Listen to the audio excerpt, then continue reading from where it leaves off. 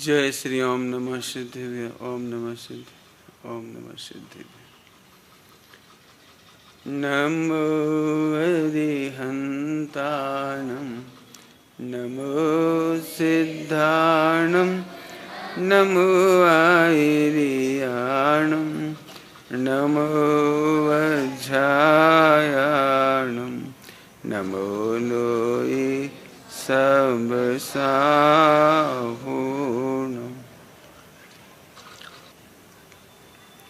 मंगलम भगवान वीरो मंगलम गौतमांगनी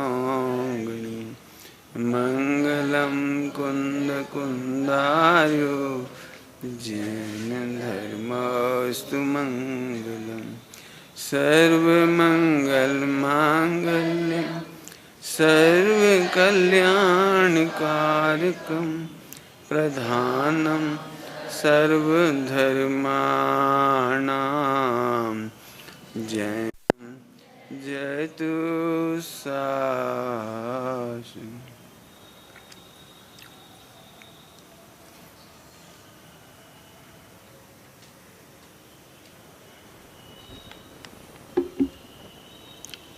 विषय तो दूसरा लेना था, लेकिन बच्चे भी बैठे हैं इसलिए मैंने विषय बदल दिया, और जो विषय शाम को लेना था कल लूँगा। और कल भी बच्चों को शाम को 2 पत्र पढ़ के सुनाऊंगा। अभी आइए, सारे बच्चों को देखते हुए मुझे कहना है, और मम्मी भी समझे इन बातों को, पुरुष भी समझ लें। बेटे सभी लोग ध्यान से सुनना। आप चाहते हो पढ़ाई करते समय आपका फोकस अच्छा हो, कंसंट्रेशन हो, एकाग्रता हो, जब आप मेडिटेशन करें, ध्यान लगाएं तो आपकी एकाग्रता हो, चाहते हो सब लोग? यही चीज़ पढ़ाने जा रहे हैं आज हम आपको। अपनी एकाग्रता कहिए, पढ़ाई करते समय फोकस कहिए। जो बच्चे पढ़ाई करते समय स्कूल के बारे में सोचते रहते हैं, दोस्तों के बारे में सोचते रहते हैं, फिल्मों के बारे में सोचते रहते हैं, उनकी पढ़ाई की ताकत 10% होती है। आप स्कूल से आते हो और शाम को पढ़ने बैठो, याद करने बैठो। आपने ये बात देखी होगी, जुलाई के महीने में याद करने की शक्ति सबसे कम होती है, लेकिन मार्च अप्रैल में पढ़ने की शक्ति बहुत ज़्यादा होती है। आपने देखा, 1 दिन का गैप मिल जाए परीक्षा में, या 2 दिन का गैप मिल जाए, मात्र आपको कितनी छुट्टियां मिलती हैं। आज पेपर है, कल फिर पेपर है, या 1 दिन का गैप करके पेपर है। आपने देखा है, पूरा सब्जेक्ट याद कर लेते बच्चे, साइंस 1 दिन में पूरी पढ़ाई कर लेते हैं, फटाफट धनाधन याद करते हैं। बहुत सारी अंग्रेजी याद कर लेते, इतनी मोटी पूरी बुक तैयार कर लेते हैं 1-2 दिन के अंदर। लेकिन जुलाई के महीने में आप 1 चैप्टर भी तैयार नहीं कर पाते। ये कहलाता है फोकस, ये कहलाता है कंसंट्रेशन। तो आप सब बच्चों के लिए कुछ बातें बताने जा रहा हूँ। मम्मी पापा इनके प्रयोग ज़रूर बच्चों के साथ करें। मैंने अभी पिछले ही दिनों में कुछ नई चीज़ें लिखी हैं, वो आपको बताना चाह रहा हूँ। कुछ ऐसे खेल खेलिए, ऐसे खेल खेलिए जिनसे आपके फोकस अच्छा हो, एकाग्रता अच्छी हो, कंसंट्रेशन हो। कौन से गेम खेलो? जैसे स्पर्श के गेम, 5 इंद्रियों में, ये मति ज्ञान संबंधी गेम है। यदि मैं टेक्निकल भाषा में कहूँ तो मति ज्ञान संबंधी गेम है, लेकिन स्पर्श इंद्रिय संबंधी आप आपस में गेम खेलिए। अलग अलग प्रकार की किताबें हैं, उन्हें आप देख लीजिए, छू लीजिए। इसके बाद आंख पर पट्टी बांध लीजिए, और फिर आप पुस्तक हाथ में लीजिए और छू कर बताइए कि ये समय सार जी ग्रंथ है कि मोक्ष मार्ग प्रकाशक जी ग्रंथ है। आप 2-3 बार इस गेम को खेलेंगे, आपकी एकाग्रता बहुत बढ़ जाएगी। आप आंख बंद करके, ये मेरी मैथ की बुक है, ये मेरी फला कॉपी है, ये साइंस की कॉपी, आप थोड़े दिनों में केवल टच करके सब पहचानने लगोगे। रोज खेलिए, जब भी समय मिले तब खेलिए। स्कूल में पीरियड का गैप होता है ना, कभी कभी पीरियड नहीं लगते हैं, उस समय में अपनी किताबें निकाल लीजिए और एक एक किताब को टच करके, फीलिंग करके देखिए, स्पर्शन से टच करके देखिए कि ये हमारी कॉपी काहे की है। 4 कॉपियाँ रख लीजिए, चारों को टच कर लीजिए, अच्छी तरह से देख लीजिए, फिर आंख बंद करके देखिए, ये कॉपी मैथ की है, साइंस की है, फिजिक्स की है, केमिस्ट्री की है। ऐसे धीरे धीरे आपका टचिंग सेंस में फोकस बहुत अच्छा हो जाएगा। श्रीमद राजचंद्र जी का था, आंखें बंद करके केवल ग्रंथ छूकर बता देते थे ये कौन सा ग्रंथ है, ग्रंथ छू करके केवल। वो काम आप भी कर सकते हो। पुस्तकों का स्पर्श कैसा होता है ये आपको देखना है। वस्त्रों का स्पर्श ये तो आप जानते ही होंगे, कपड़े को छुओगे तो आप पहचान जाओगे कपड़ा है, और पुस्तक को छुओगे तो समझ जाओगे पुस्तक है, कॉपी को छुओगे तो कॉपी है। इतना टचिंग सेंस तो थोड़ा थोड़ा होगा आपको, लेकिन कपड़े को टच करके आप ये समझ जाएं कि ये कुर्ता है कि पाजामा है, ये भी आप पहचान सकते हो। ये अंडरवियर है कि बनियान है, बड़े आराम से पहचान सकते हो। तो ये टचिंग सेंस वाले गेम जरूर खेलिए। पुस्तकें हुई, वस्त्र हुए, फिर पशु पक्षियों का टचिंग सेंस आपको टच करके मालूम पड़ना चाहिए खरगोश है, टच करके मालूम पड़ना चाहिए चूहा है, टच करके मालूम पड़ना चाहिए कौवा है, टच करके। तो जो जो चीज़ आप टच करते हैं ना, उसको इस एंगल से देखिए कि वो आपका कॉन्सेंट्रेशन को बढ़ा देवे। ये आपके दिमाग को शार्प करने के लिए बहुत अच्छी चीज़ है। विद्यालयों में जो शिक्षक हों, मैं तो चाहता हूँ एक गेम एक पीरियड में रोज होना चाहिए था। इस बोर्ड वाले पीरियड में कई बार बच्चों को खाली मैदान नहीं मिलते, बहुत सारी क्लासेस होती हैं, उनको खाली मैदान नहीं मिलते, तो उस समय उनको बच्चों को ऐसे गेम खिलाने चाहिए। ये बच्चों की याद स्मरण शक्ति बढ़ाने के लिए बहुत अच्छे हैं। सही बच्चे ध्यान से सुनना, आपको देख करके ताज्जुब होगा, मनुष्य की तुलना में मति ज्ञान में जानवर ज़्यादा आगे होते हैं। क्या बोला हमने? मति ज्ञान समझ गए ना? इसके मामले में मनुष्य की तुलना में पशु ज़्यादा आगे होते हैं। जब वो आई थी ना एक बाढ़ चेन्नई में, कौन सी वो आई थी, क्या कहलाती थी, बाढ़ नहीं, उसका नाम क्या था वो, सुनामी आई थी, सुनामी। आपको जानकर ताज्जुब होगा, एक भी कुत्ता नहीं मरा उसमें, हाथी नहीं मरे, और वो जो थे ना जंगलों के जानवर, वे सब पहले ही सुरक्षित जगह पहुंच गए थे। जिस सुनामी को मशीनें नहीं पकड़ पा रही थी, आदमी के आविष्कार नहीं पकड़ पा रहे थे, मालूम नहीं कर पा रहे थे, उससे पहले वे सब चल दिए थे। जब पानी बरसता तो आपने देखा है चिंटियां अपने अंडे ट्रांसफ़र करने लगती हैं, लोग समझ जाते हैं पानी बरसने वाला है। माने प्रकृति में इन लोगों का मति ज्ञान जो है जीव जंतुओं का बहुत तेज होता है। इतनी ऊपर आकाश में उड़ने वाले गिद्ध को इतनी आंखें तेज होती हैं, नीचे पड़े हुए कीड़े को पकड़ लेती है, देख लेती है उतने ऊपर से। तो आंखों की रोशनी, ऐसे ऐसे सभी मामलों में बहुत अच्छे होते हैं। और आप भी यदि केयरलेस ना हो 5 इंद्रियों के प्रति, तो आपको ये अलर्टनेस बहुत काम आएगी। आइए, कीड़ी मकड़ी आदि प्राणियों का स्पर्श से ज्ञान होना चाहिए। ध्यान से सुनना, मुझे कुछ कहना है। कई बार कोई जीव जंतु चल रहा है हमारे अंदर, क्योंकि हमने कपड़ा पहना है खूंटी पे से उतार करके, और उसमें चिंटी थी अथवा तो मकड़ी थी, वो अंदर चल रही है। यदि आप समझ जाओगे कि चिंटी है कि मकड़ी है, तो आप बड़े होले से कपड़े उतार लोगे, और नहीं तो आप खुजा डालोगे। खुजा डालोगे तो वो मकड़ी रगड़ के मर जाएगी, और हो सकता है उसका जहर तुम्हारे शरीर पर फैल जाए, आपको फोड़े हो जाएं, आपके शरीर में जहर फैल जाए। और वो एक हार्पीज नाम की बीमारी कहते हैं लोग, कि हार्पीज नाम की बीमारी इसलिए होती है कि मकड़ी रगड़ गई होगी अंदर। कई बार बच्चों के यहाँ चिंटी चल रही है, उन्हें समझ में नहीं आई कौन सा जीव चल रहा है, तो उन्हें लेके ऐसे मार डाल, ऐसे कर दिया। तो आप अहिंसा का पालन कर सकेंगे। यदि कभी चिंटी या जीव चल रहा है तो ऐसे नहीं करो,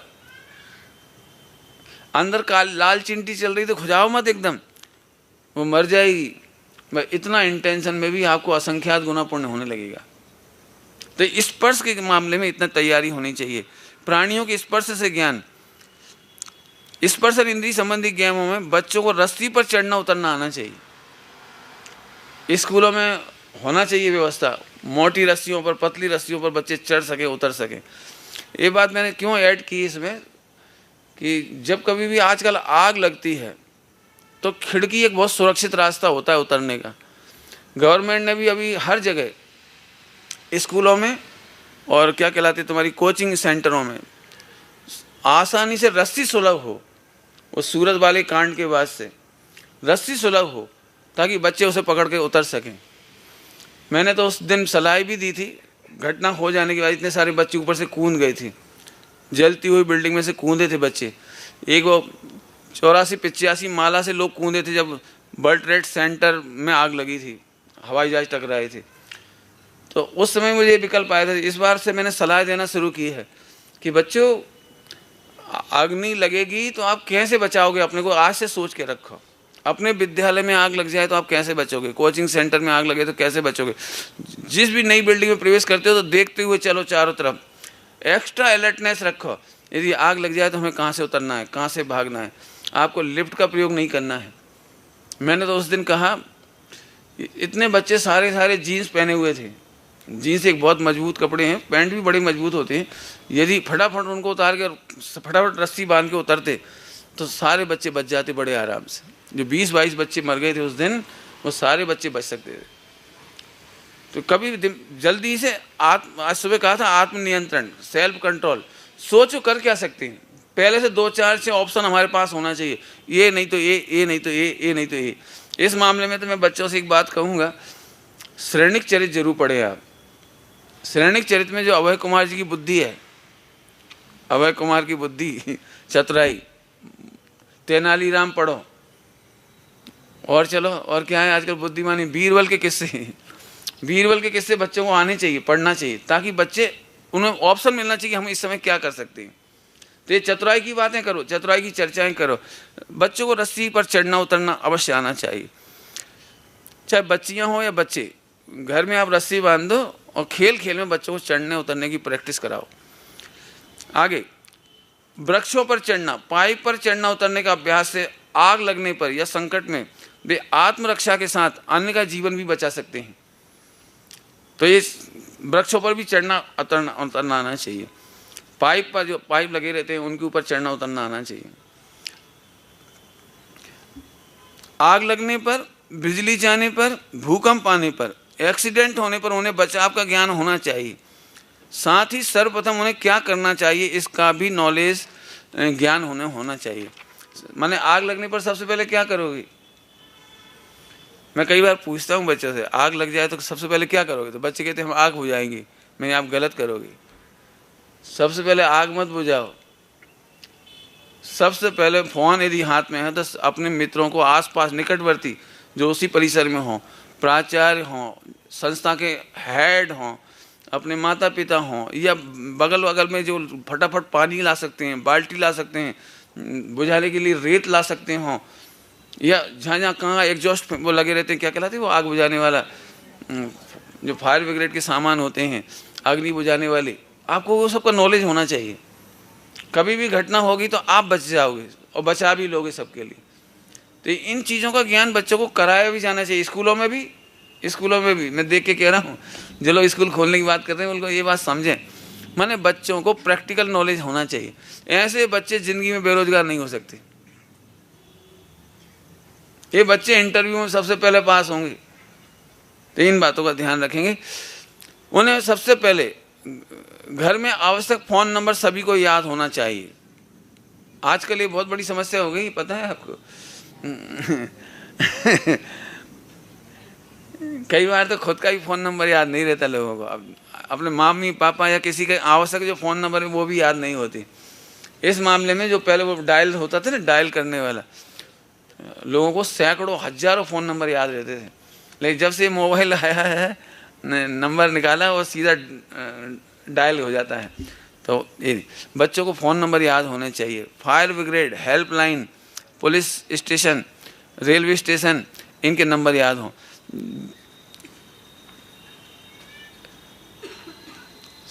बता दिया, ठीक है। तो आगे देखते हैं अपन। पापा एवं बेटा ऐसा गेम खेल सकते हैं।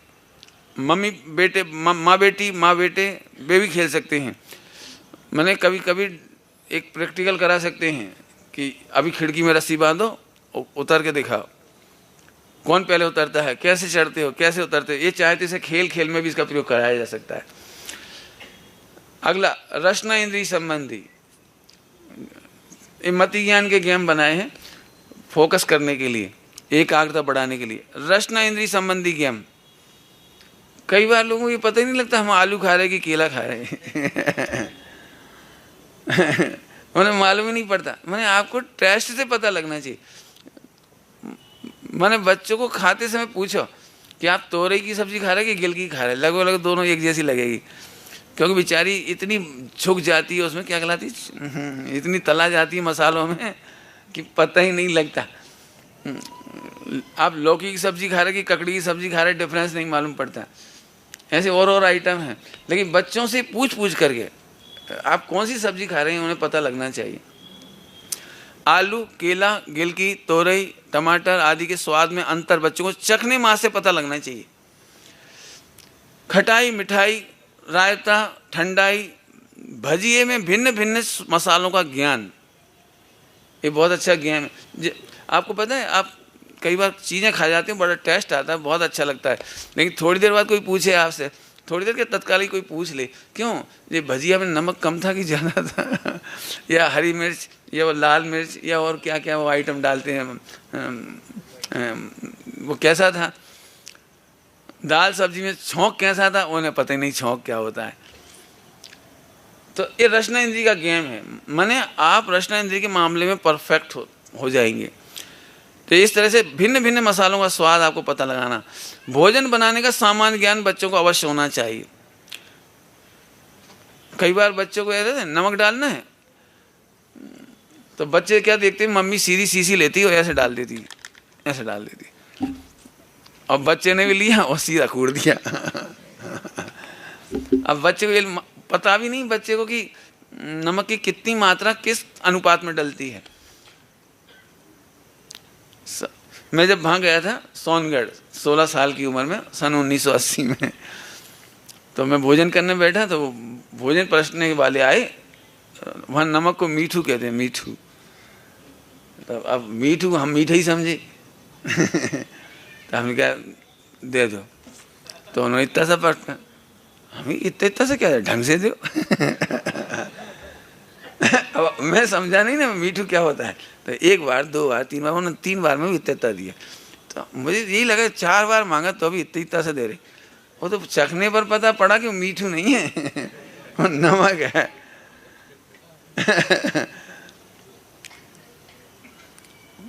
अब बच्चों को ये पता लगना चाहिए दूध में शक्कर कितनी डालनी है, सब्जी में नमक कितना डालना है, डिफरेंसेस होते हैं, ये पता होना चाहिए। भोजन बनाने का सामान्य ज्ञान उन्हें अवश्य हो। घ्राण इंद्रिय संबंधी गेम, मैंने इसके गेम डेवलप करने की बात कर रहा हूँ। बगीचे में जाओ तो सूंघ करके आंख बंद कर लो, सूंघो आप कौन कौन से फूल की खुशबू आ रही है। जनरली इसका फायदा क्या होगा वो बताना चाह रहा हूँ मैं। कई बार एलपीजी की गैस है या मरे हुए चूहे की गैस, वो बदबू है, ये पता ही नहीं लगता बच्चों को, गैस फैलती चली जा रही है, उन्होंने स्विच ऑन कर दिया। ध्यान रखना बच्चे लोगों, यदि घर में एलपीजी माने सिलेंडर गैस फैल रही हो तो लाइट चालू है तो बंद मत करना, और बंद हो तो चालू नहीं करना। माचिस नहीं जला के देखना अंधेरा होए तो। एलपीजी की गैस है तो बस धीरे से खिड़कियां खोलनी। अब ये सब काम आपको अंधेरे में भी करने की सक्षमता होनी चाहिए। इसलिए घ्राण इंद्री, गैस, जीवित और मृत पशु पक्षी, जीवित और मृत दोनों की स्मेल अलग होती है। माने आप देखो, आप ऐसे बैठे रहो तो चिंटियां नहीं काटेंगी, और यदि डेथ हो जाए ना, आत्मा निकल जाए, तो लाल चिंटियां ऐसे खाना शुरू कर देंगी। जंगल में आप सो रहे हो तो एक भी पशु पक्षी ऊपर से आते हैं, गिद्ध वगैरह, कौवा, वो आपको खाने नहीं आएंगे, और जैसी आत्मा निकल जाएगी वो खाने आ जाएंगे। अब सोचोगे घ्राण इंद्रिय कितनी तीव्र होगी। तो इतने का हमें पता लगना चाहिए, जीवित, मृत, पशु, पक्षी, प्राणी। ऐसे ही केवल घ्राण से सूंघ के बताना है कि आप रोटी सूंघ रहे हो कि पूरी सूंघ रहे हो, मालूम पड़ना चाहिए खुशबू से। तो एक खुशबू से हर चीज़ की, सब्जी छौंकी जा रही तो पता लग जाए। कई बार तो पता लग ही जाता होगा थोड़ा थोड़ा, लेकिन ये बच्चों को जानबूझ करके इंटेंशनली सीखनी चाहिए चीज़। तो घ्राण इंद्रिय से जलेबी खा रहे कि इमरती खा रहे, पता लग जाना चाहिए खुद सूंघ करके। ऐसे बहुत सारे आइटम हैं जिन्हें आपको सूंघने से पता लगाना है। अब इसमें गेम बनाने का मतलब ये है कि बच्चे छोटी उम्र से ही ये सब सीख जाएंगे। कई बार जब बच्चे कहीं भोजन करने जाते हैं और कोई चीज़ आती है तो वो फ़ौरन समझ जाते हैं द्विदल है, और नहीं तो बच्चे समझ ही नहीं पाते द्विदल है कि क्या है। तो सूंघने से पता लगना चाहिए। सूंघने की शक्ति के मामले में श्रीमद् राजचंद्र जी का आता है, माँ रसोई घर में सब्जी बनी लौकी की, और उन्होंने यहीं बैठे बैठे बता दिया कि इसमें नमक नहीं डाला। अभी आई नहीं, अभी सब्जी परोसी नहीं गई। आप लोग भी गौर करके देखना, अलोनी सब्जी की स्मेल और नमक पड़ा हो ऐसी सब्जी की स्मेल में अंतर होगा। हल्दी डली होगी छौंक में तो उसका खुशबू अलग दिखाई देगी। ये सब ज्ञान को एकाग्र करने के बहुत अच्छे तरीके हैं। आगे, सब्जी मसालों दालों के स्वाद में और सुगंध में अंतर, वो आपको पता लगना चाहिए। मैंने केवल सूंघ करके बता दें कि मूंग की दाल है कि उड़द की दाल है, और है खुशबू में अंतर होता है। प्रयोग करके देख लेना आप लोग, और इस तरह के गेम खेलो, और जो बच्चे जितने ज़्यादा स्मेल करके बता सके वो विजेता होगा। उसमें करके देखना ये प्रयोग। चक्षु इंद्रिय संबंधी मति ज्ञान को तीव्र करना माने अपने सार बुद्धि करने के लिए। रंगों का ज्ञान, और ध्यान से सुनना, देख करके दूरी का ज्ञान। समझ में आया क्या कहा? देख करके दूरी का ज्ञान। सामने से वाहन आ रहे हैं, यदि आपको अंदाज गलत होगा ना और आप गाड़ी ओवरटेक कर रहे हो तो एक्सीडेंट हो जाएगा। आपको अनुमान था कि वो 100 फीट दूर है और जबकि वो 10 फीट दूर है, तो दूरी देख करके आंखों से पता लग जाना चाहिए वाहन इतना बड़ा है, इतना चौड़ा है, इतनी दूर है, और ये डिसीजन जल्दी होने चाहिए आपको।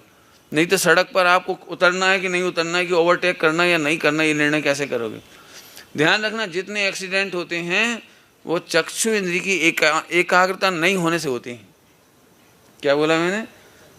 आंखों का समझ गए? आंखों से देख करके एकाग्रता होनी चाहिए, देख करके पता लग जाना चाहिए आपको।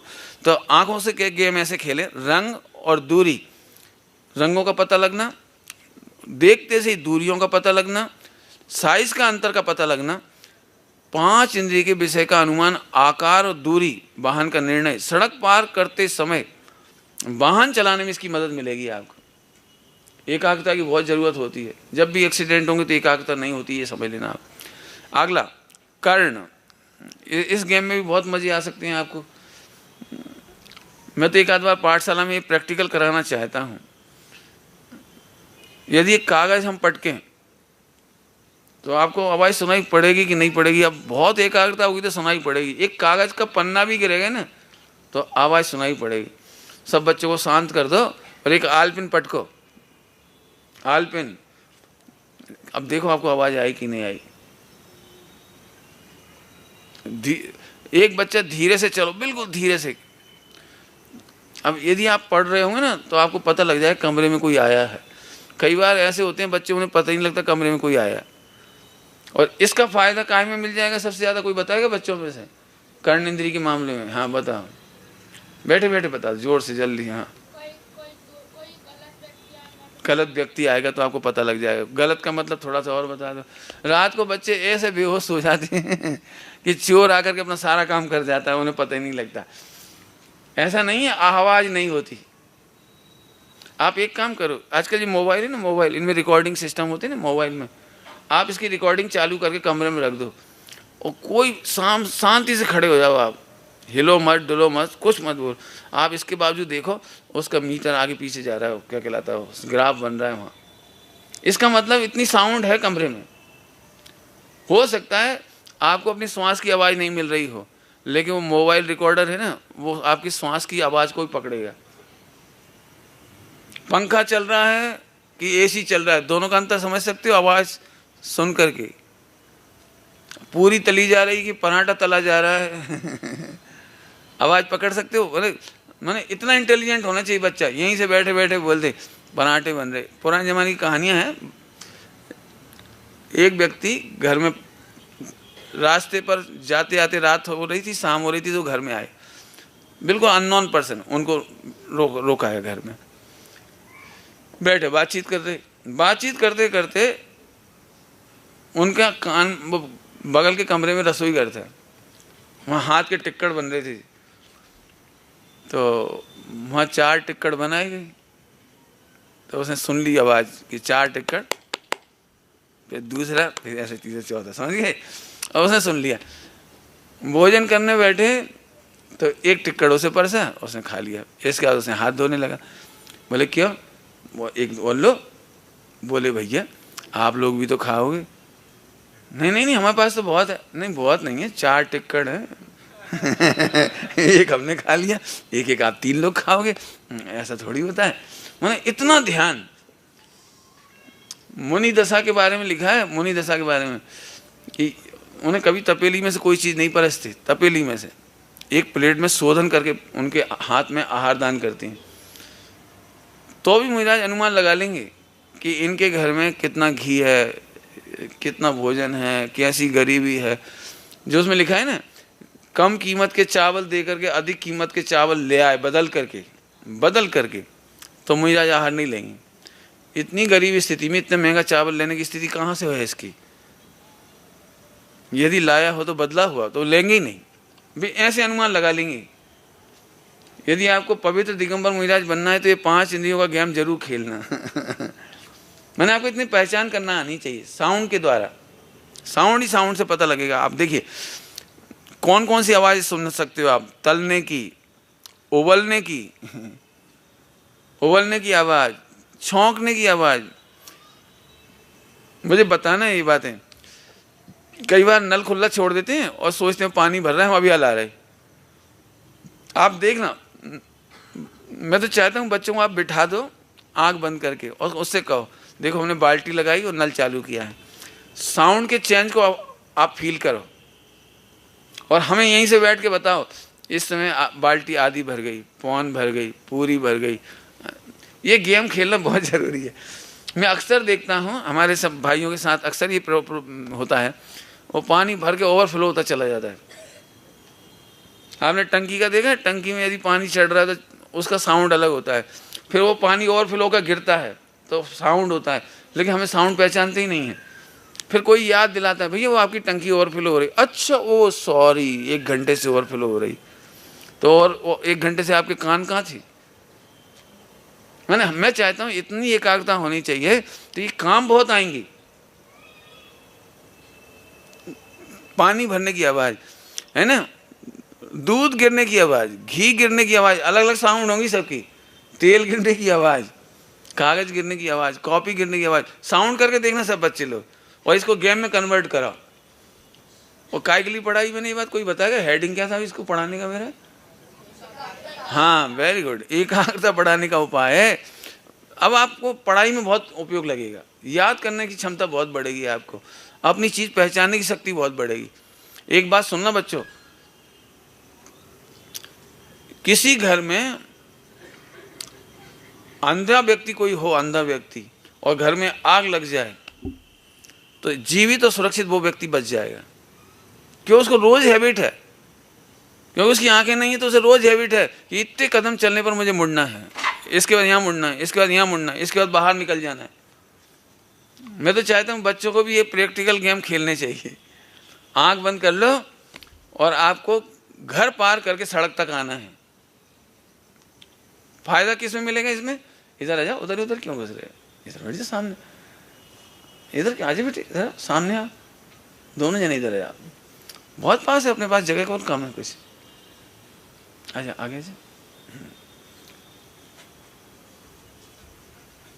सुनना सभी लोग ध्यान से समझना बेटे। गेम खेलना, आंख बंद करके आपको निकलना है घर में से, कमरे में से, बिना टकराए। और टकराओगे तो आउट। फाउल बन जाएगा। फिर से तो खेलना पड़ेगा आपको। गेम आना चाहिए सब सामान के बीच में। तो ये अंधे लोग जो होंगे ना, उनको रोज निकलने की आदत है। वे कभी क्षतिग्रस्त नहीं होते, जलते नहीं। आप देखना, आग लग रही हो तो धुआं उठेगा, उससे आंखों में धुआं छा जाएगा। ऐसे समय में देखते नहीं बनता। और नाक का एक गेम बता रहा हूँ, घ्राण इंद्री वाला गेम। ज़्यादा से ज़्यादा सांस को रोक लेना। रामदेव है ना, रामदेव का नाम सुना है? वो पानी के अंदर जाकर के 10 मिनट तक सांस रोक लेता है। अब ये चीज़ बहुत फायदे की कब है? आग लग रही हो और आप घबरा जाओ तो आप फटाफट पूरी कार्बन डाइऑक्साइड और धुआं आपके अंदर जाएगा, आप बेहोश हो जाओगे। जितने लोग जल के मरते हैं वो धुआं से बेहोश होकर मरते हैं। सबसे पहले फटाफट चिल्लाए, घबराए, भागे और धुआं भर गया। ऑक्सीजन लेने के नाम पर, तो भरा और बेहोश होकर गिर गए और इजी गोइंग जल करके मर जाता है आदमी। इसलिए श्वास को बढ़ाना बहुत ज़रूरी है जी। पुराने ज़माने में जो गेम होते थे बच्चों की, कबड्डी वगैरह, उससे श्वास बहुत बढ़ती थी, फेफड़े चौड़े होते थे। और आजकल के बच्चे तो बिल्कुल मोबाइल खेलते थे, उसमें श्वास इतनी धीरे चलती, पता ही नहीं लगता बेचारा।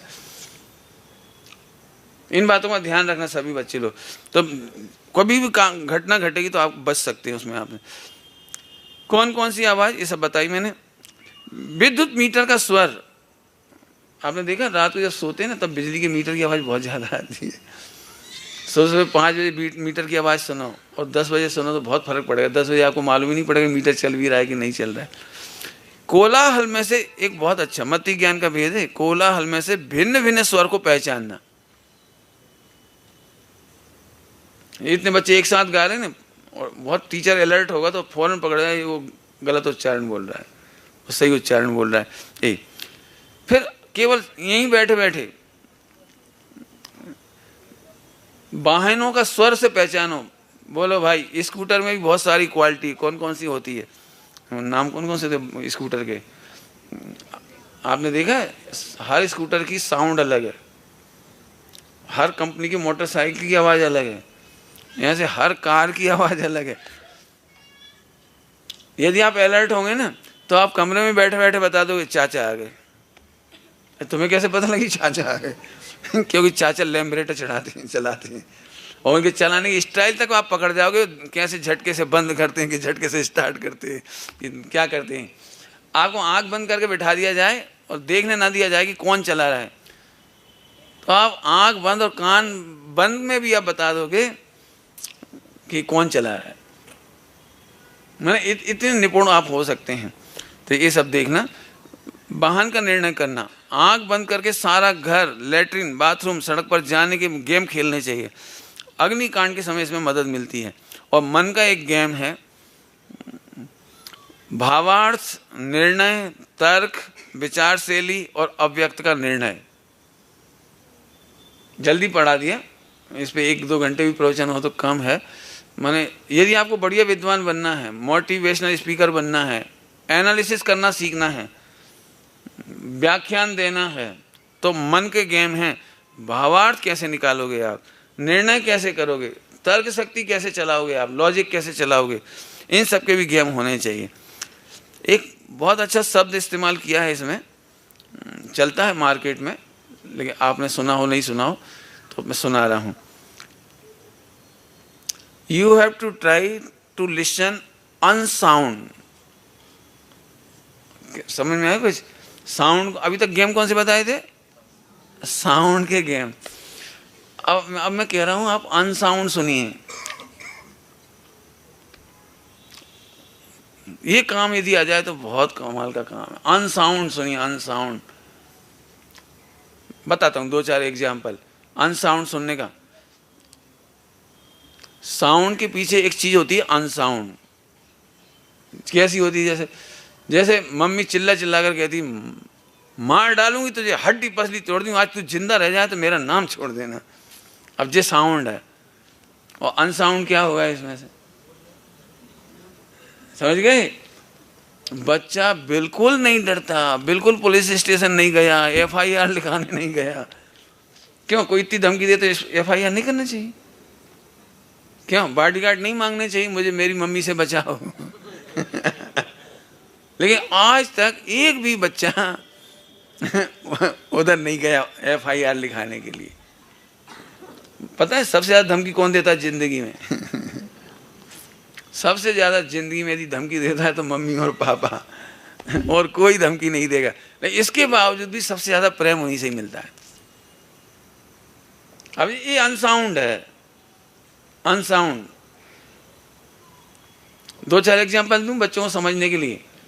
अच्छे बैठ जाइए बच्चे लोग सारे, बिल्कुल अच्छे बैठ जाइए, रीढ़ की हड्डी सीधी करके। बढ़िया, शाबाश, सुनना। अब आपको मजा आएगा। तो आपको कभी लड्डू कैसे लगते हैं बेटे? अच्छा लगता है, अच्छा लगता है। तो जब मम्मी लड्डू बनाती तो आप मम्मी के पास बैठते हो या अपने कमरे में चले जाते हो? देखा हो आप, सारे बच्चे वहीं बैठ जाते हैं, सारे बच्चे वहीं बैठे हुए हैं।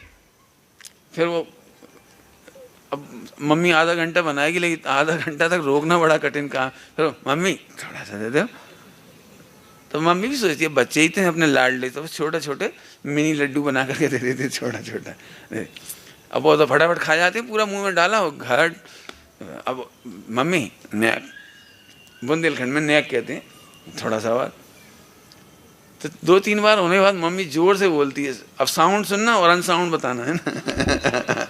मम्मी जोर से कहती है ले खा ले पूरे के पूरे, और पूरा का पूरा थाल सरका देती है बिल्कुल लड्डुओं से भरा हुआ, ले खा ले पूरे।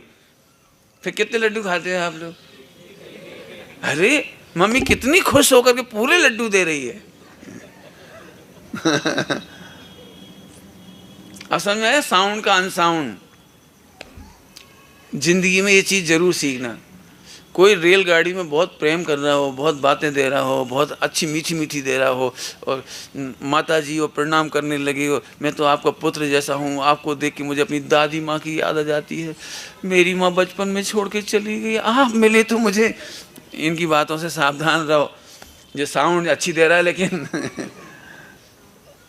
देखा है आपने रेलगाड़ी में चलते हुए, आप क्या पिएंगे क्या खाएंगे, खिलाने लगेगा पिलाने लगेगा, बातों में नहीं आना, बड़ा खतरनाक काम है। आप लोग ये है साउंड से अनसाउंड सुन लेना।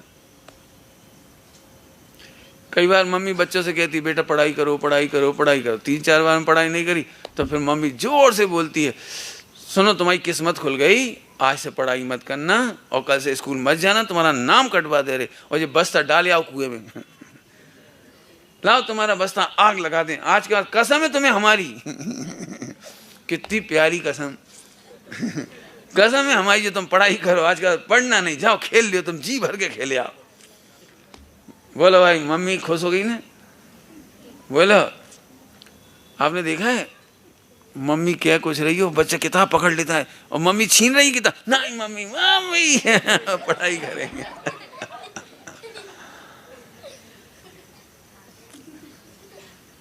आए समझ में आया? अब तो साउंड का अनसाउंड, आप अनसाउंड सुनने की कोशिश करिए, बहुत जोरदार बात है। बालक शब्द से, ध्यान से सुनना, बालक शब्द से अनंत गुना अशब्द से सुनता है, कान से ज्यादा आंख या वातावरण से सुनता है। कुछ कहा मैंने अनसाउंड के बारे में। बच्चा घर में आया और गलत काम करके आया है तो उसके कान तेज होते हैं, लेकिन कान से सुनाई नहीं पड़ रहा। वो पापा का चेहरा देख रहा है गौर से, पापा से पैसे मांगूं या नहीं मांगूं, पापा पैसे देंगे कि नहीं देंगे, और डांटेंगे कि नहीं डांटेंगे, पापा का मूड ठीक है कि नहीं, माने वो क्या बोलेंगे उसे पूरे डायलॉग सुनाई पड़ रहे हैं, है ना? ऐसा होता है। जो बच्चे नहीं मतलब बड़े लोग ही कह लो, विदाउट टिकट ट्रेन में जाते हैं, बार बार एक साउंड सुनाई पड़ती है, टिकट टिकट। बार बार वही सुनाई पड़ता है। बोल कोई नहीं रहा है, आया कोई नहीं, यदि सो भी जाए ना तो सपने में भी सबसे पहले टिकट चेक करने वाला आता है उसको, और घबरा जाता है। समझ में आ गया? अनसाउंड। थोड़ी गहरी बात कह दूं, बोलो।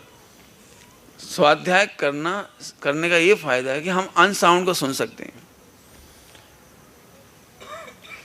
दृष्टांत देके कहता हूं, जैसे कोई डायबिटिक व्यक्ति हो और सारे दोस्त कह रहे यार खाओ यार, जिंदगी को ऐश करो, मजा करो, मिठाइयाँ खाओ, तो वो इतना दुखी होकर कहता है तुम मार डालना चाहते हो मुझे जहर देना चाहते हो। अरे मिठाई खिला रहे, जहर कहाँ खिला रहे, कि तुम्हें पता है ना मुझे डायबिटिक है मैं हूँ और तुम मुझे क्या खिला रहे हो।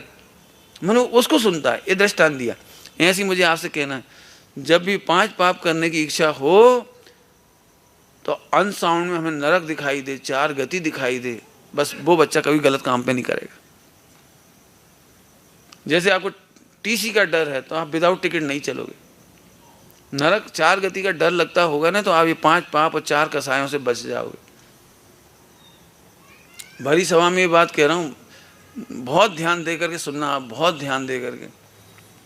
मैंने आज सुबह वो लाइन पढ़ के सुनाई थी आपको, बहुत जल्दी धनी बनने की कोशिश नहीं करो, बिना श्रम के बिना परिश्रम के धनी बनने की कोशिश मत करो। ऐसे आज लाखों लोग हैं जो अपना धन गवा बैठे, चाहे वो आईपीएल की सट्टेबाजी में पैसा लगाओ। लोग इतने लोग मिलेंगे आपको, अरे उस म्यूचुअल फंड में लगा दो, और कमोडिटी में लगा दो। और आजकल वो पता है 4 साल से कर रहा हूँ मैं, 1 लाख से 50 लाख हो गए मेरे शेयर मार्केट में। अरे भाव चढ़ रहे हैं, देखो मेरा कितने पैसे, कितना प्रॉफिट। ये बात सुनने में जितनी अच्छी लगती है ना, ये सारे लोग मात खा जाते। क्या कहा मैंने? जल्दी धनी होने की कोशिश मत करो, और बिना परिश्रम के, बिना ईमानदारी के, श्रम के आप पैसा वाले बनने की कोशिश कभी मत करना। ये वो अनसाउंड। अब इतनी बात आ गई तो और एक अनसाउंड की बात कहता हूँ। इन दिनों 4, 6, 8, 10 दिन से, बल्कि 2-4 महीने से, 8 महीने से, लेकिन अभी 5-6 दिन में तो ये बात आपने बहुत सुनी होगी, लेकिन पिछले कोई बात, अभी 3-4 दिन में आपने नाम सुन लिया होगा, मुकेश अंबानी और अनिल अंबानी। सुने होंगे नाम दोनों के। दोनों एक ही माँ के बेटे और एक अंबानी विश्व की 6ठे नंबर की कंपनी, और उसी का भाई अनिल अंबानी वो दिवालिया का कागज भर रहा है। 35,000 करोड़ रुपए का लॉस। अभी 3,500 करोड़ रुपए भरे थे मुकेश अंबानी ने 8-10 महीने पहले। ये दोनों केस क्यों बता रहे हैं आप सबको बेटे? जिंदगी में अपने माता पिता और भाई से बिगाड़ के मत चलना। जिंदगी में अपने नियरेस्ट रिलेटिव हैं, इनसे बिगाड़ के कभी मत चलो। कभी अहंकार में मत आओ कि मैं अरबों में खेल रहा हूँ, करोड़ों में खेल रहा हूँ। आखिरकार आज अनिल अंबानी का चेहरा देखते बनता है कितना झुका हुआ है, और मुकेश अंबानी का चेहरा, मैंने दोनों के लगातार चेहरे दिखाए जा रहे हैं अखबारों में, एक का डाउन और एक का अप। ये अनसाउंड है।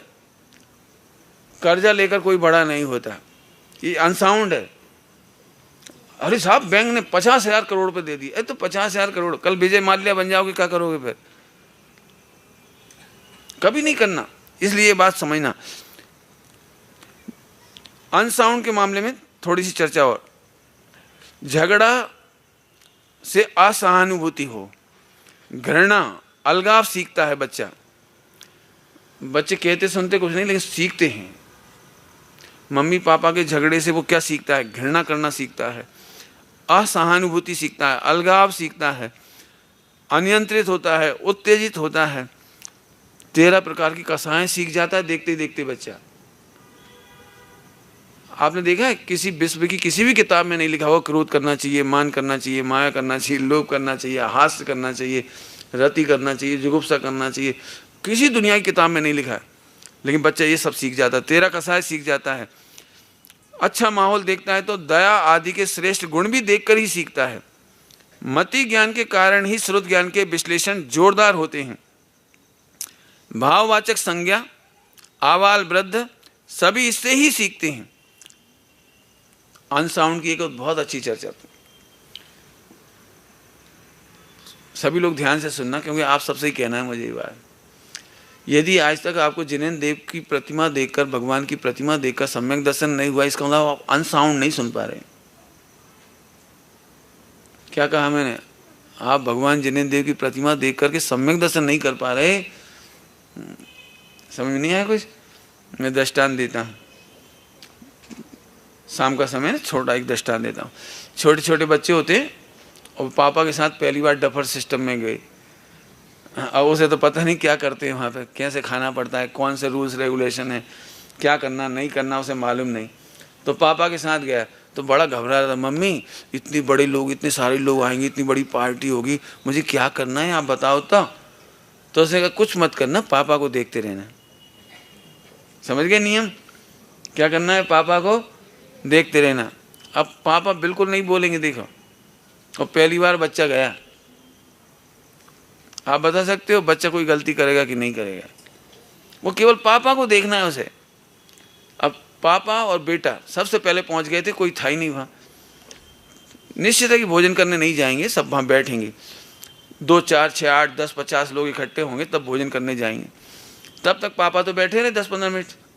तो बच्चा 2-4 बच्चों के साथ खेलता रहा, लेकिन नज़र कहाँ है उसकी बता सकते हो? पापा पे। बिल्कुल ठीक। अब बीच में कोई कहने सुनने वाला नहीं, कोई मोटिवेशनल स्पीकर नहीं है, कोई प्रेरणा नहीं दे रहा, कुछ नहीं कर रहे, वो केवल बच्चा पापा को देख रहा है। इतने में पापा उठे तो खेल बीच में ही छोड़ करके फटाफट भागता है। पापा ने हाथ धोए, वो बच्चा क्या करेगा? बोलो, हाथ धोएगा। फिर पापा ने एक डिश उठाई तो पापा, बच्चा क्या करेगा? पापा ने एक चम्मच उठाई, बेटा क्या करेगा?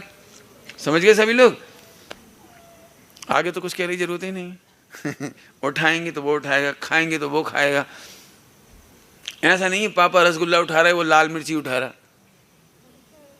समझ गए कि नहीं समझे? क्यों? कि पापा का सिलेक्शन देख के सिलेक्ट कर रहा है वो सब चीज।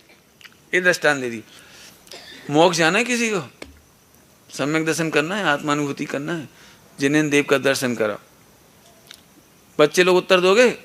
रोज प्रातः काल सबसे पहले भगवान जिनेन्द्र का दर्शन क्यों करना? कौन बोलेगा बढ़िया उत्तर? बोलो भाई, कौन बोलेगा? अनसाउंड सुनने की बात कह रहे हैं, बोलो। अभी हाल ही बोला था सम्यक दर्शन करने के लिए। अरे जब आप आत्मा को देख करके अनुभव कर सकते हो, केवल ज्ञान प्रकट कर सकते हो, तो मैं भी कर सकता हूं। ये बोला नहीं जाएगा। फिर कह रहा हूं अनसाउंड लिसन करना है आपको। मुनिराज को देखते सी हाय कैसे सुखी है। सिकंदर ने मुनिराज को देखा और देख के ही प्रसन्न। वज्रबाहु अपनी पत्नी के साथ जा रहे थे पीहर, और मुनिराज को देखते सी अरे सुखी तो ये हैं। कैसे समझ में आती होगी ये बात? आपको पता है जितने सैनिक लोग होते हैं, आप उधर जाके देखो, एक से एक परमवीर चक्र, फला चक्र, ये महावीर चक्र, और महान महान सैनिकों की फोटो लगाई जाती हैं। तो ये फोटो कुछ बोलती हैं? क्यों? भाई स्टेचू कुछ बोलते हैं? इंदिरा गांधी का या महात्मा गांधी का बोलता है? कोई नहीं बोलता, और सबको सुनाई पड़ता है। उन्हें देखते से लगता है हमें वीर बनना है। आगे आपको समझ में आया? भजन सुना हुआ आपने, हमें वीर बनना है, महावीर बनना है। तो अनसाउंड को सुनिए, आपको सम्यक दर्शन होगा। आबाल वृद्ध सभी इसी से ही सीखते हैं। श्रेणिक को चेलना नहीं समझा सकी, परंतु यशोधर मुनिराज की शांतता ने जो काम अभय कुमार नहीं कर पाए, चेलना नहीं कर पाई, घंटों महीनों सालों लेक्चर देके नहीं कर पाई, और यशोधर मुनिराज की शांतता, उपसर्ग विजेतापना और श्रेणिक सीख गए सब, और सम्यक दृष्टि हो गए। गांधी जी ने 47 के दंगों के समय पूरे बंगाल की रक्षा मात्र मौन और उपवास से कर ली थी, और अमृतसर में लाखों सैनिक लगाए थे नेहरू जी के समय, आजादी के बाद, और सबसे ज्यादा कत्लेआम वहीं हुआ। ये एक बड़ी तपस्या है। बच्चों के अनकहे को समझो। अब इस पे तो बहुत लेक्चर देना चाहिए। बच्चों के अनकहे को समझो। जो कुछ भी उसने सीखा है वो माहौल से ही सीखा है। तो ये चर्चा हुई। मेरे ख्याल समय हो गया है ना, 8:30 9:30 कितने से 5 मिनट है बस। चलो तो 5 मिनट में एक प्रकरण और ले रहा हूं बच्चों के लिए ही, एक और स्पेशल बढ़िया। 7 संकल्प करने लायक हैं। 7 संकल्प सुनोगे सही लोग? बच्चे पूछेंगे भी, और प्रश्न मंच में है। प्रश्न मंच शाम को तो नहीं होता, लेकिन फिर भी यदि जरूरत पड़ेगी तो पूछ लेंगे। सभी लोग ध्यान से सुनना। आज की तारीख में अपने बच्चों को समय समय पर ये रिपीट कराते रहे। प्रत्येक महिला का सम्मान करेंगे। याद रखो, प्रत्येक महिला किसी न किसी की माँ, बहन या बेटी है। आप अपने विद्यालय में कोई बच्चियां पढ़ती हैं तो उनका भी सम्मान करें। कभी किसी का हैरान नहीं करें, छेड़े नहीं, गाली नहीं दें, गाना नहीं सुनाएं, सीटी नहीं मारें, आदि आदि ध्यान रखना। सम्मान करें। जैसे आप अपनी बहन, बेटी या माँ की इज्जत रखते हैं, वैसे ही सबकी इज्जत रखें। पहला संकल्प। दूसरा, यदि किसी महिला या लड़की को मुसीबत में देखें तो यथासंभव उसकी मदद करें। मैं इसके लिए ऐसे कहता हूँ, आपको राम बनना अच्छा लगता है कि रावण बनना अच्छा लगता है? गाओगे 2 लाइन मेरे साथ? हाँ, याद है आप लोगों को पहले का? तो आप ही सुना दो, फिर मैं सुनता हूँ। बहुत बढ़िया, वाह वाह, मजा आ गया। आपको याद है? मैं तो सोचता था आप भूल गए होंगे। मैं भी गाता हूँ आपके साथ, आप मेरे साथ भी गाएं, ताकि बड़े लोगों को सुनाई पड़ जाएगी बच्चों को क्या याद है। नहीं तो बड़े लोगों को ऐसा लगे पता नहीं बच्चों ने क्या गाया। मुझे बहुत प्रिय है 2 लाइन, मैं हर स्कूल और यूनिवर्सिटी में बच्चों को सुनाता हूँ। मैं राम बनूंगा रावण न बनूंगा, भगवान की संतान हूँ भगवान बनूंगा। याद हुआ बेटे? कौन से बच्चे को याद हुआ? याद है? वो आपको तो पहले का याद है। अभी अभी जिस बच्चे को याद हुआ हो पहली बार सुनकर, पहले तुम्हें तो पहले सुना है नहीं सुना? अभी सुना है? वेरी गुड, तुमने अभी सुना है? तो सुनाओ, दोनों बच्चे खड़े होकर सुनाओ एक साथ, देखें। वेरी गुड, हाँ सुनाइए।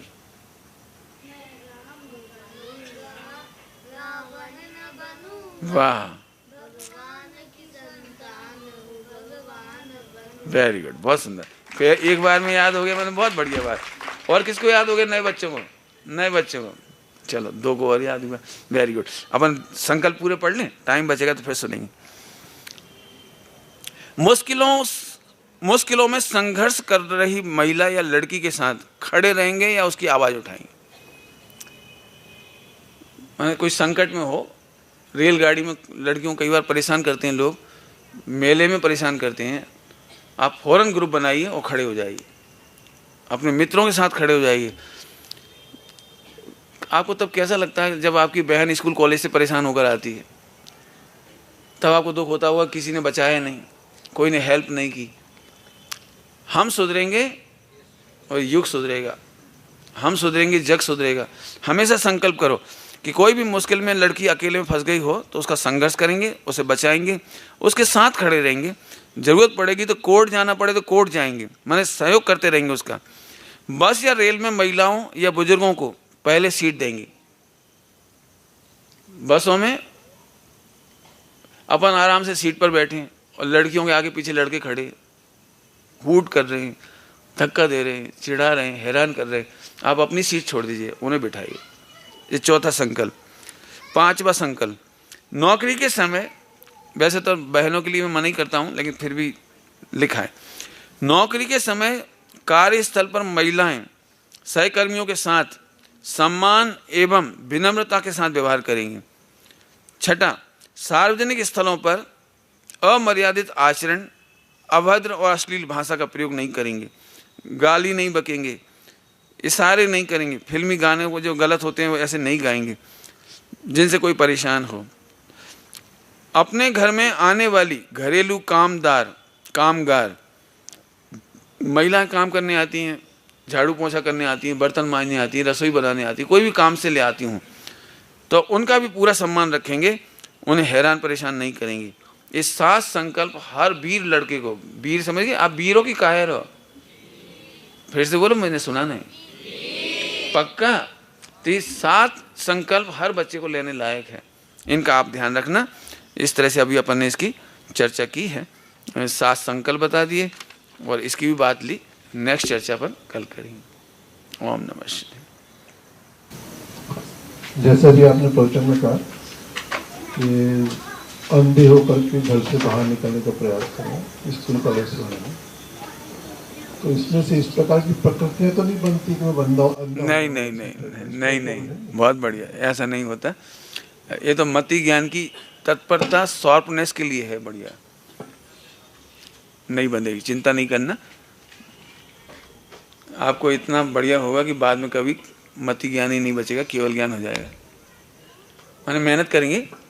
एक्चुअली एकाग्रता के लिए बहुत ज़रूरी चीज़ है। डे टू डे लाइफ में हर काम करते हुए हम कितने शार्प हो सकते हैं, उसके लिए बहुत अच्छी चीज़ है। डिसीजन मेकिंग के लिए बच्चों को, हमको, आपको, सबके लिए बहुत अच्छी चीज़ है। देखिए, परिस्थितियां कभी भी बदल सकती हैं। उन आपातकालीन स्थितियों में आप क्या निर्णय लेंगे, ये सब उसमें काम आएगा। यस, वो मुमुक्षुओं की रसोई में क्या आना चाहिए और क्या नहीं आना चाहिए? खैर अभी तो कनेक्टिंग प्रश्न होना चाहिए। फिर मुमुक्षुओं की रसोई में तो फिर सही बताएं तो बस भक्ष आना चाहिए, अभक्ष बिल्कुल नहीं आना चाहिए। जब भाई साहब ने एक बात कही थी कि मैं उन थालियों में खाना पसंद करता हूँ जो राख से मचते हैं, तो आप कल्पना कर लो आपकी रसोइयाँ क्या आना चाहिए, क्या नहीं आना चाहिए। हर चीज़ शब्दों में कही जाए। 6 घंटे का पूरा लेक्चर है, 6 घंटे के लेक्चर हैं चौका निर्देश संबंधी। वो हर एक के लिए अच्छी गाइडलाइन है, उसमें सब बात मिल जाएगी आपको। अब मैं यहाँ से पूछता हूँ, एक प्रश्न आया है। आपने सुबह नियम की बात कही थी, इसमें एक बात पूछना है कि मंदिर आने की वेशभूषा के संदर्भ में बहुओं और बेटियों के लिए अलग नियम है। बहुएं साड़ी और बेटियां सूट में, बहुएं दुपट्टे के साथ, बेटियां बिना दुपट्टे के, ऐसे नियम होते हैं?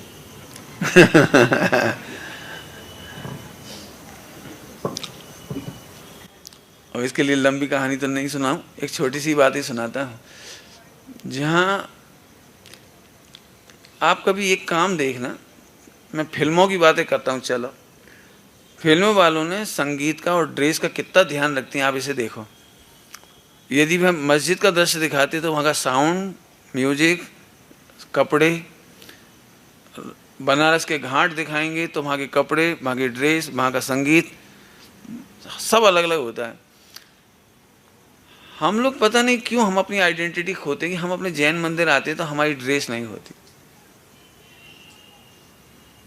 हर भाई बहन की ड्रेस होनी चाहिए, होनी चाहिए। एक्चुअली कोई मजबूर नहीं करता आपको, लेकिन हमें खुद, हम जब बच्चों से कहते हैं आप अनुशासित होइए, बच्चे विद्यालय में अनुशासन नहीं करना चाह रहे ड्रेस का, क्यों देखते नहीं मम्मी पापा की ड्रेस बहुत कंपलसरी है। पहले हमने कहा था आपको, एक घटना घटी है।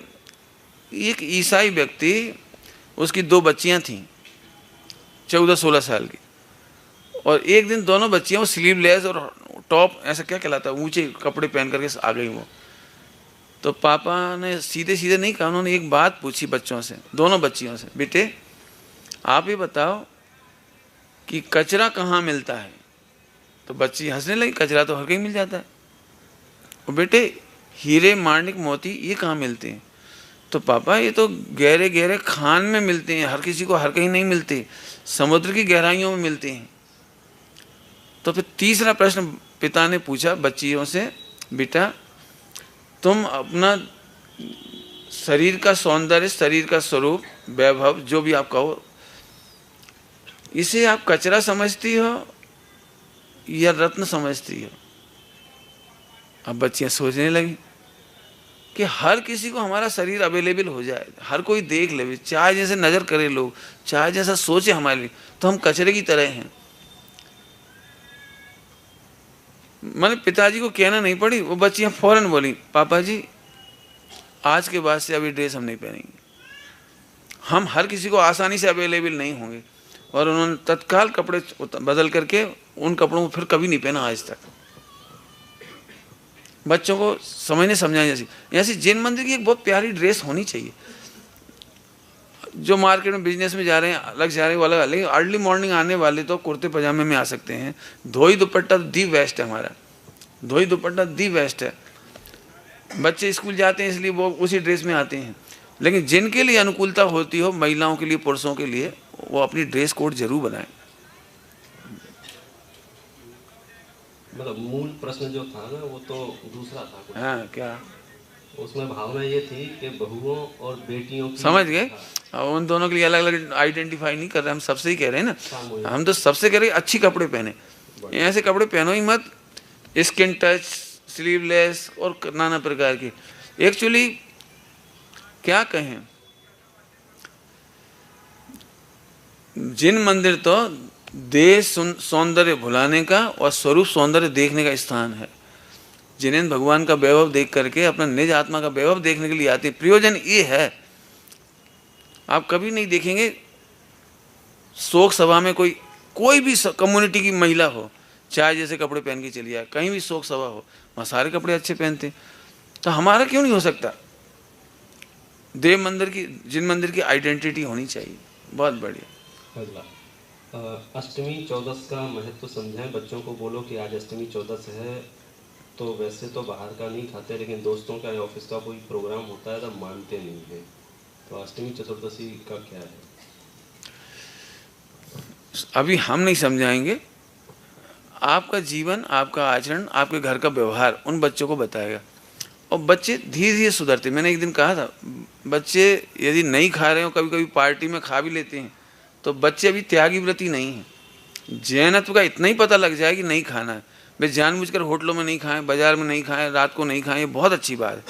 लेकिन फिर भी यदि घर का माहौल अच्छा होगा और बच्चों को समझाते जाएंगे कि अष्टमी और चौदस 8 कर्मों का नाश करने की मुख्यता से और 14 गुणस्थान पार करने की मुख्यता से है, और हमें आत्मा से परमात्मा बनना है। और बेटे तुम आत्मा हो, एक्चुअली बचपन से हवा दी जाएगी, तुम भगवान बनने के लिए जन्मे हो, तुम आत्मा हो, बेटापन शरीर नहीं है। सारे, एक बात और कहता हूँ, सभी लोग ध्यान से सुनना, 2-3 दिन में भी जो जो प्रश्न है ना, उनका एक ही जवाब देना चाह रहा हूँ। इसमें कोई दो राय नहीं है कि जगत के फिलों के विरुद्ध बातें चल रही हैं। जगत का पूरा फिलो 5 इंद्रिय के विषय भोगों वाला है, और हम जो सुबह शाम पढ़ा रहे हैं ये उस फिलो के अंगेस्ट है। लेकिन जिसको भी मोक्ष जाना है ना, वो संसार के अंगेस्ट फिलो जाना पड़ेगा, उसे फिलो के अंगेस्ट तो जाना ही पड़ेगा। बच्चों में इतनी ताकत बार बार कह करके पैदा करो, बेटे यदि तुम भगवान बनना चाहते हो, सुखी होना चाहते हो, अनंत काल जन्म मरण नहीं चाहते हो, उनकी भाषा में कहो तो इरिटेशन नहीं चाहते हो, डिप्रेशन नहीं चाहते हो, सुसाइड नहीं चाहते हो, जिंदगी में हैप्पीनेस चाहते हो, तो इन नियमों का पालन जरूर कर। बस इस तरह से आप धीरे धीरे समझाइए। बहुत अच्छा मार्गदर्शन दिया। उनकी भावना है कि बच्चों के जो संस्कार बचपन से आ जाते हैं, युवाओं को अचानक से समझाना भारी पड़ता है। इसलिए अभी भी अवसर है, जहाँ पाठशालाएं चलती हों वहाँ बच्चों को भेजें, जहाँ नहीं चलती हों वहाँ पाठशालाएं चलाएं, क्योंकि यही बच्चे 4 दिन बाद युवा हो जाते हैं, कोई आसमान से टपक। अपने गुस्से को कंट्रोल कैसे करें, सहनशील कैसे बने, इस पर तो 10-12 घंटे होंगे। नहीं, 1 घंटा तो कम से कम चाहिए। एक्चुअली शॉर्ट में तो सुन ही लो, जिसे क्रोध आप समझते हो क्रोध नहीं है, इससे बचने की कोशिश नहीं भी करोगे तो चलेगा, लेकिन क्रोध के स्वरूप को समझोगे वो अलग बात है।